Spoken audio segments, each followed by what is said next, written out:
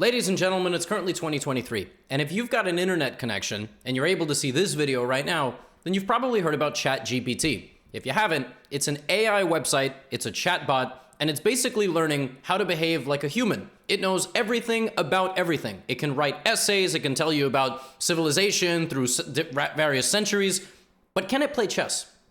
That is the question we are going to address in today's video. This video is inspired by two things. Number one, Eric Rosen put out a video recently where ChatGPT invented how to play en passant, basically. So it didn't quite know the rules of chess. But this video is also inspired by a recent post on Anarchy Chess, because somebody made ChatGPT play against Stockfish, and it beat Stockfish. But not in the way that you think. Let's jump into today's game. So, Stockfish has the white pieces, ChatGPT has the black pieces, and the game begins with the move e4. All right?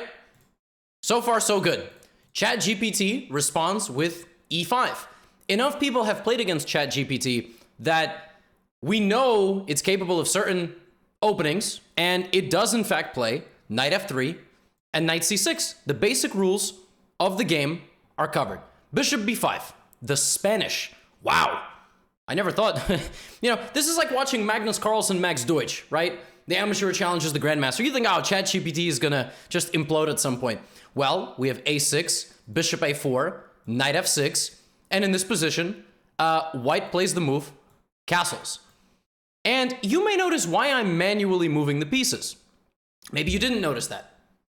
Well, I'm gonna need to manually move the pieces, and I'm gonna need for there not to be legal moves enabled on this board. And you might say, Levy, what are you talking about? Well, my dear friends, it only took 5 moves for ChatGPT to invent the first chess move that has ever occurred like this, because in this position, ChatGPT did not develop its bishop, but rather played the move short castle, capturing its own bishop, and now being down a bishop. So black is down a bishop and killed its own bishop in order to enable castling. Yes, you are reading that correctly. Now, Stockfish plays bishop takes knight. Why? Well, when you're up a bishop, you should simplify. Stockfish is the strongest chess computer in the world. Or is it? Well, ChatGPT plays d takes c6. Okay, that makes a lot of sense. Well, in this position, Stockfish plays rook e1, defending its pawn on e4, and ChatGPT plays e5. It plays e5. It plays it skips its own turn, and Stockfish plays d3. But you ain't seen nothing yet. You ain't seen nothing yet. So Stockfish plays the move d3, developing its dark squared bishop and solidifying its center. And in this position, ChatGPT plays the move pawn from non-existence to d6. I'm not joking, okay? I promise I didn't just wake up drunk today. This was a real game played on a real back and forth between ChatGPT and Stockfish. Pawn at, like the at sign, d6. Okay, tremendous. Well, Stockfish has to deal with this new information of there being a pawn on the board, and, plays knight bd2, simply developing.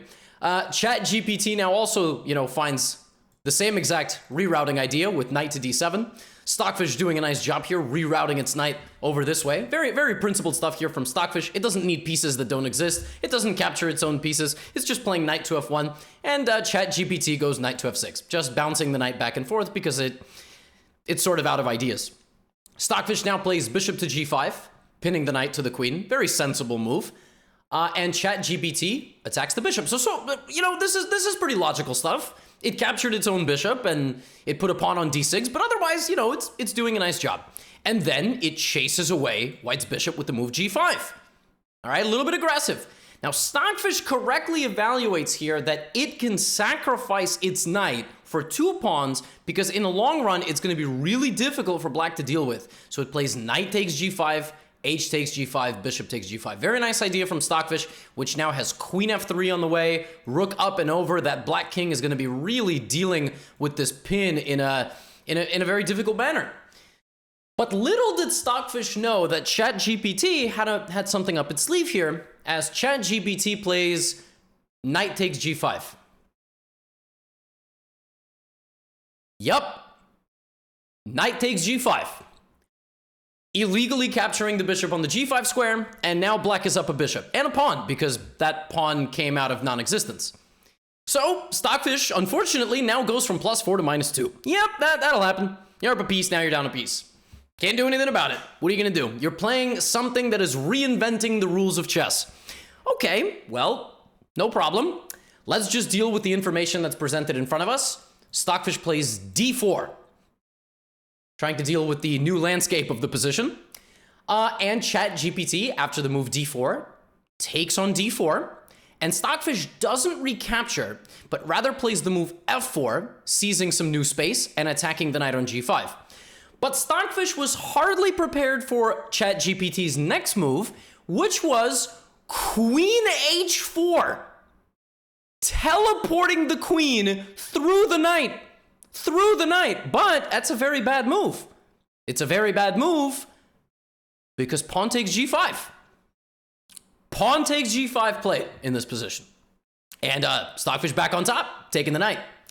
Now, Stockfish must have, at this point, thought, you know, I'm just playing a drunk alien. That's really what's going on here. I think this is just an alien, had some sort of, you know, galaxy vodka or something. Well, after teleporting the queen through one piece, ChatGPT in this position played queen h1. Check. And Stockfish played king takes queen. Now, if we just back up for a moment to this position, from this point, you're going to see, I'm going to play what happened in the game. I need you to pay attention. So if you're not watching the video, if you're like, put the video back on the screen. I'm not even going to commentate the next 3 moves.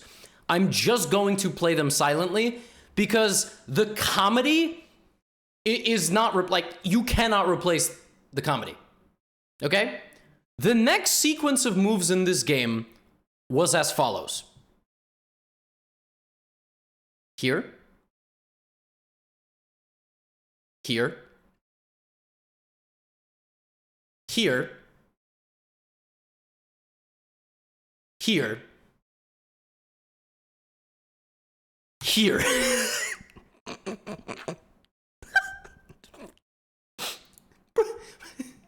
ChatGPT turned a white queen into a black queen. It was like, nope, Uno reverse. That's my queen now. How do you even notate that? How do you even... Queen takes f3, queen takes f3. I mean, what are we even looking at? What is this? Well, g takes f3. Okay. Knight f6. I'm not making this up. You can look at there's a URL in the description. I swear to God, this is what happened. You are not ready for this, all right? Knight at f6. G takes f6. G takes f6. Now it's a black pawn. Now it's all right. Now it's a black pawn. All right. Stockfish plays knight g3. Black plays rook king h8. All right, king h8, sliding the king over. And in this position, Stockfish brings its other rook and tries to attack the center pawn. Now, the center pawn can be defended. It can be defended by c5, of course. Yeah, ChatGPT defends the pawn in a different way by playing rook g8. You may ask yourself, Levy, I don't understand that at all. How does that defend? How does rook g8 defend the pawn on d4? Well, and I would say it doesn't. But what do I know about chess? I'm just an idiotic human. I'm not a chatbot AI. So after playing the move rook g8, white played the move rook takes d4. Okay? Rook takes d4, naturally winning the pawn that was left unguarded. And now Stockfish is only at a -1 advantage. But little did Stockfish know that in this position, ChatGPT would play Rook g8 takes d4. Yeah, that's kind of hard to beat. Yeah, that's going to be a tough one. It's going to be... However, I think ChatGPT felt bad because Stockfish on the next move, to prevent the infiltration of the rook to d2, played rook e2. Rook e2 prevents. And now, of course, black should play bishop here and bring the rook. But ChatGPT, after playing rook g8 to d4, proceeds to play rook to g1. Yep. Rook g8 to d4 to g1. That is the most powerful dimension-bending rook ever. And after Stockfish took the rook and sent the game back to a rather equalish endgame of rook and bishop versus rook and knight, in this position, ChatGPT played rook to g2 check. Another dimension-bending rook reappears. Not in a very effective manner, may I say, because after rook to g2, Stockfish simply captured. And now it is king, rook, and knight, and 6 pawns, versus king, rook, bishop, and 7. However, the position is better for white because of the quality of the pawns, and it will be very easy for white to capture them. So, black plays king to g7. ChatGPT seemingly unbothered by the presence of its more powerful pieces. Stockfish plays knight to h5, which is actually a double check. And ChatGPT, after knight h5, goes back to h8. And it looks like Stockfish is going to find a way to win. Knight takes f6, rook to g8 is simply checkmate. Will ChatGPT realize that and move its bishop to enable the defense of the g8 square? Well, that's how your puny mind sees the position. But ChatGPT had a defensive response for knight takes pawn. It was simply pawn takes knight. Yeah, stupid human. Duh, just pawn takes knight. It takes back a piece from another dimension and leaves Stockfish with simply a rook and 6 pawns to fend for itself. And Stockfish, once again, needs to adapt to this new reality, doesn't know what to do, and plays the move b4. It's out of options.